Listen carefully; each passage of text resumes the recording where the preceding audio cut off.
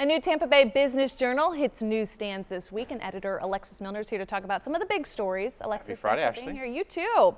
Okay, you recently brought together some execs of higher education for some talks, and one big dominant issue emerged from those talks. What are you finding? What we found is that learning institutions are really on the hook and under a lot of pressure to supply the workforce of tomorrow, to make sure that they're churning out the kinds of students that can get jobs here locally. And you think about hard skills like specific kinds of skilled labor, but what really emerged was they're lacking soft skills. And what we're talking about is the ability to communicate, the ability to write and actually do the things that can help them get a job. And this is really a big issue because what's happening is these students are coming and they just don't have those kinds of the abilities to help them sort of land and keep the work. And another big story I know you're following, we've heard a lot about the growth of distribution centers out in Lakeland, across the county line to the east of Plant City.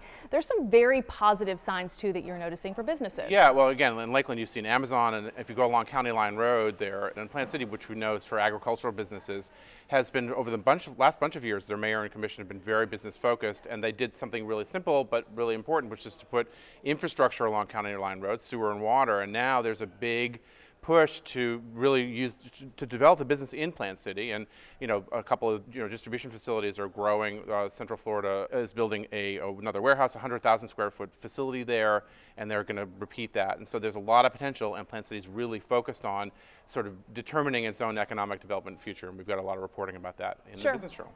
I want to head to Dunedin now, where the city's been fighting to keep the Blue Jays and their spring training facility right there in Dunedin, and now there's some new hope for maybe a long-term plan. What are we talking about? Well, the Dunedin mayor just came back from Toronto saying that she had negotiating positive signs about keeping the Blue Jays there. They've been there since 1977. There's the minor league facility, so there's all economic development happening all year. But the Blue Jays are one of the few teams in the Grapefruit League that isn't so close to its training facility. There's a 4-mile stretch, and spring training, a big economic development issue for Florida, and there's been a big push in terms of legislation and trying to support the clubs to stay there because of this big push. But it's still a little unclear what the long-term future of the Blue Jays is in Dunedin, and there was hopeful signs, although it's a confidential agreement. We can't really hear a whole lot about it, but it's something we watch pretty closely. So stay tuned. Indeed, yes, always. All right, Alexis Muellner, editor of the Tampa Bay Business Journal. Alexis, thanks for being here. Pleasure, Ashley, thank you. New issue hit stands this week.